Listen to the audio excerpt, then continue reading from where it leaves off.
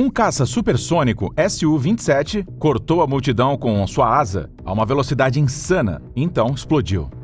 As famílias que tinham ido ao show para ver as acrobacias dos pilotos se tornaram vítimas do acidente aéreo mais mortal da história dos shows aéreos. E nesse vídeo, eu vou te contar sobre 5 tragédias horríveis em que shows aéreos viraram puro pesadelo. Portanto, atenção, esse conteúdo contém cenas fortes. Em 16 de setembro de 2011, estava acontecendo um evento aéreo singular no aeroporto Renault-Stade, uma corrida aérea de alta velocidade. Essas corridas são consideradas o esporte motorizado mais rápido do mundo. Todo ano, os pilotos mais velozes do planeta enfrentam um circuito fixo de Renault-Stade, executando manobras a poucos metros do solo e a mais de 805 km por hora. E naquele dia, o jato P-51 Mustang, que é chamado também de Galloping Ghost, era um jato de combate da Segunda Guerra Mundial. Ele foi modificado para competições e estava entre os concorrentes. Quem o pilotava era o Jimmy Leeward, um dublê de Hollywood com licença para voar vários tipos de aeronaves, inclusive experimentais. Aos 74 anos, Jimmy somava mais de 13 mil horas de voo. E naquele momento, pilotando o Ghost, estava entre os 3 líderes da corrida. Mas, ao fazer uma curva próxima às arquibancadas, o avião de Jimmy, de repente, inclinou bruscamente para cima. O Galloping Ghost ganhou altitude, desapareceu por um segundo atrás das nuvens e então virou de ponta cabeça e entrou em um mergulho vertical. Naquele instante, a velocidade do caça era de aproximadamente 640 km por hora. Os espectadores nem tiveram tempo de entender o que estava acontecendo. O avião atingiu as arquibancadas lotadas. O impacto foi tão violento que tudo num raio de dezenas de metros foi pulverizado, incluindo o jato e o público. No segundo seguinte, gritos de horror tomaram ar. Os sobreviventes correram para escapar, enquanto a poucos metros dali, outras pessoas continuavam filmando a tragédia em choque absoluto.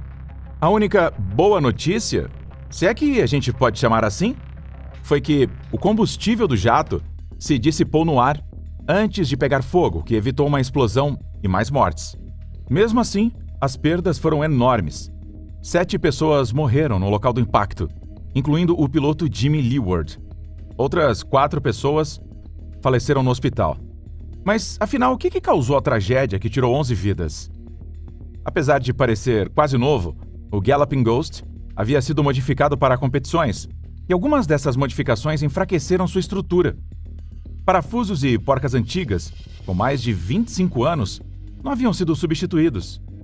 Durante aquele voo fatídico, o corpo do jato começou a sofrer deformações, e numa das curvas, não resistiu à pressão brutal. Os componentes antigos quebraram e o avião entrou em colapso. Foi a pior tragédia da história das corridas aéreas de Renault. Mais um capítulo sombrio na história da aviação aconteceu em 3 de julho de 1973. Naquele dia, durante um dos shows aéreos mais lendários em Le Bourget, na França, havia uma disputa acirrada entre o Concorde anglo-francês e soviético Tu-144, o primeiro avião de passageiros supersônico do mundo. Mas algo deu terrivelmente errado durante a apresentação da aeronave soviética. A uma altitude inferior a 600 metros, o Tu-144 se inclinou abruptamente e entrou em um mergulho íngreme, com os motores ainda em potência máxima. Tentando sair do mergulho, o jato se desintegrou no ar, destruindo 15 casas da cidade vizinha. O acidente causou a morte de 6 tripulantes a bordo e de mais 8 pessoas no solo, totalizando 14 vítimas fatais. Uma investigação em larga escala foi iniciada, mas a causa real da catástrofe nunca foi descoberta. Segundo uma das teorias populares russas, o piloto soviético tentava evitar uma colisão com o caça francês, que estaria espionando secretamente o Tu-144. A França admitiu ter enviado uma aeronave de reconhecimento que os soviéticos desconheciam. Porém, ao examinar os destroços do avião soviético, descobriu-se que o gravador do voo principal não havia sido ligado antes do voo, e os demais foram completamente destruídos. Portanto, jamais saberemos o que aconteceu a bordo do Tu-144 nos momentos finais. Ainda assim, sabe-se que Moscou assumiu todas as indenizações e que o caso foi classificado como confidencial.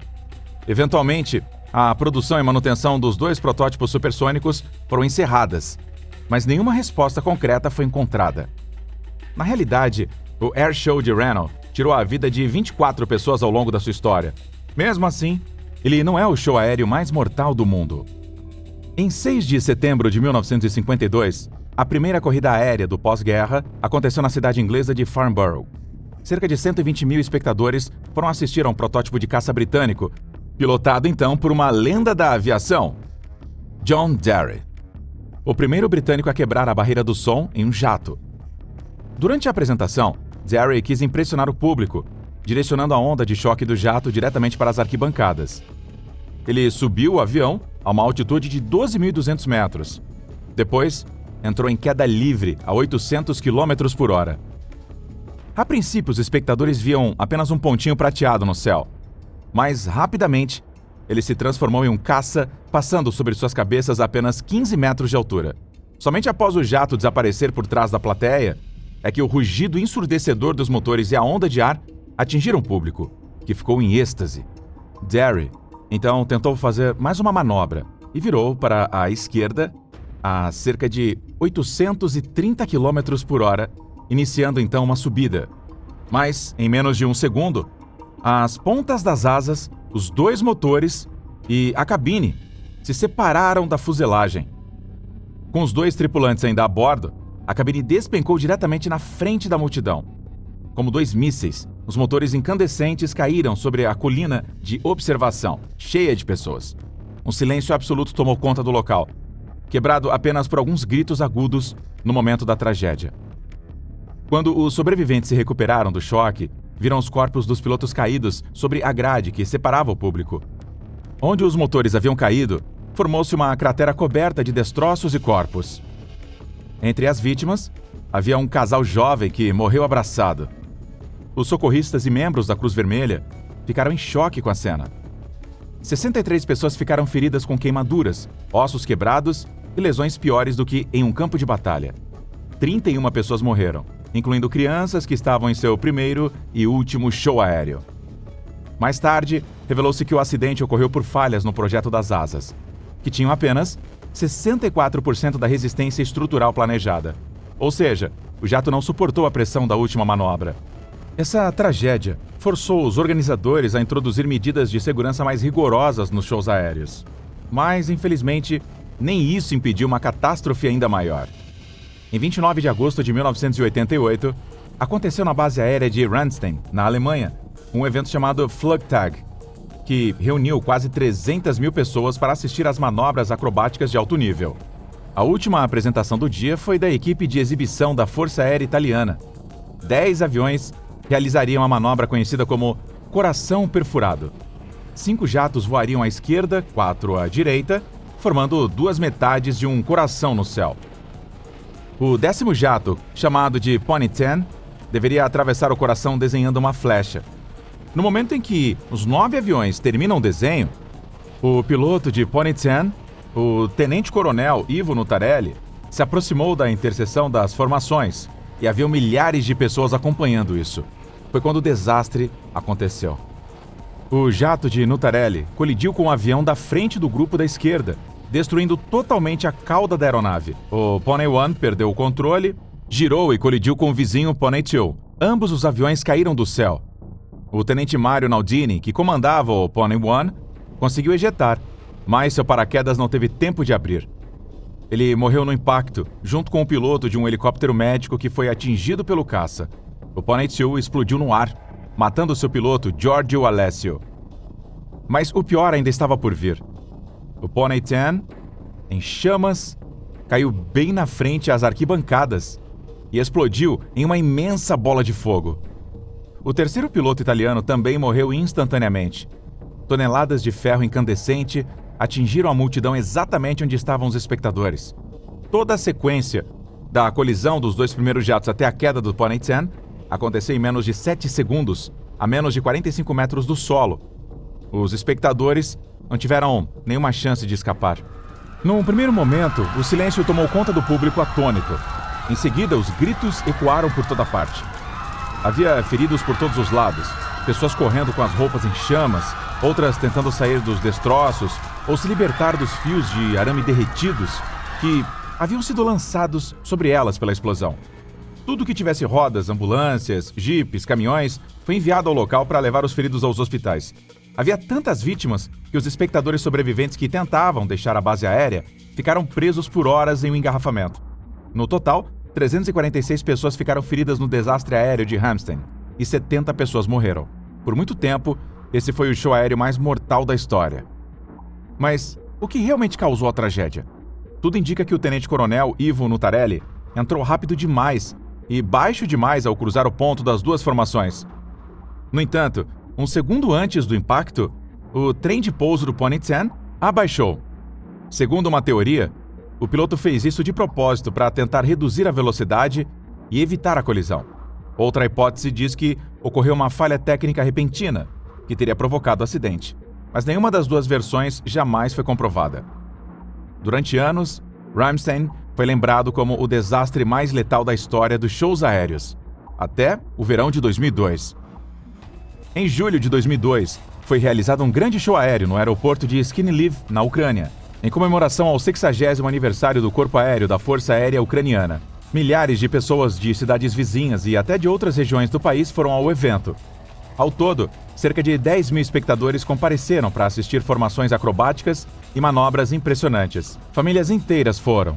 E alguns pais tiraram folga do trabalho para levar os filhos. Pelo plano original, o caça MiG-29 faria a demonstração, mas não conseguiu chegar devido ao mau tempo. Por isso, eles colocaram outro avião, um Su-27. Foi colocado em seu lugar. Nada parecia um problema para os pilotos experientes da equipe acrobática Falcões ucranianos. O grande show começou, e a multidão assistia fascinada aos caças cortando o céu. Milhares de pessoas aglomeradas no campo da aviação. Mas, quando um dos jatos iniciou uma manobra de rotação, ficou claro que algo estava errado. 12h52, o caça passou sobre as cabeças dos espectadores, raspou as asas no chão, atingiu 2 aviões estacionados e, em seguida, colidiu com a multidão, cortando tudo à sua frente com a asa. Logo após o impacto, o jato explodiu. Uma nuvem negra de fumaça cobriu o céu, e o pânico se espalhou entre as pessoas. Mas, para quem estava no epicentro, foi um verdadeiro inferno. O pequeno Ostap, de 3 anos, sentiu o calor e a pressão da explosão, embora um segundo antes estivesse nos braços da mãe. Naquele momento, o garoto ainda não sabia que havia sobrevivido porque sua mãe o protegeu com o próprio corpo. Ela, porém, não conseguiu salvar o filho mais velho, de 10 anos, que foi lançado a vários metros pela onda de choque. O menino mais velho também sobreviveu por pura sorte, mas a mãe das crianças morreu no local. As imagens do pequeno Ostap, ferido, viralizaram e chocaram o mundo inteiro. O garoto na época nem sequer entendia o que havia acontecido com ele. Foi necessário um longo acompanhamento psicológico e só quando cresceu é que Ostap compreendeu o horror que sobreviveu ainda criança. Havia histórias demais como essa naquele dia infernal. No total, mais de 250 pessoas ficaram feridas e 77 vítimas morreram na tragédia do show aéreo de Skiniv. 28 dos mortos eram crianças. Ao descrever a cena do local, os socorristas usaram a palavra arrepiante biomassa, já que os corpos estavam tão dilacerados que era impossível identificá-los. Foi declarado um dia de luto nacional. Após o choque inicial, as famílias das vítimas conseguiram exigir respostas de justiça, e descobriu-se que ambos os pilotos do caça conseguiram ejetar com sucesso. Foram abertas ações criminais contra 10 pessoas envolvidas na organização e realização do show aéreo. No final, o piloto principal, Volodymyr Toponar, foi condenado a 14 anos de prisão. E seu parceiro, Yuri Yegorov, a 8 anos. 2 outros oficiais militares foram presos e um recebeu sentença suspensa. No entanto, 4 generais envolvidos no caso foram absolvidos, assim como o alto comando da Força Aérea da Ucrânia. E isso mesmo com provas de que os pilotos não haviam recebido o treinamento adicional necessário para manobras complexas e foram instruídos a executar formações perigosas diretamente sobre a cabeça do público. E mesmo depois que Volodymyr Toponar, com 27 anos de experiência, declarou que durante a manobra fatal sentiu uma perda de potência dos 2 motores, por motivos que ele não soube explicar. Depois dessa tragédia de Skiniv, shows aéreos foram proibidos na Ucrânia e o desastre permanece como o mais mortal da história. Além disso, desde 1904, não houve um único ano sem pelo menos uma tragédia em show aéreo. Eu sei que você não gosta quando eu fico moralizando, mas sinceramente, um pouco de cautela e responsabilidade nunca fez mal a ninguém. Ah, e uma inscrição aqui no canal também não, viu? Então comenta aí o que você gostaria de ver nos próximos vídeos. E até a próxima. Tchau!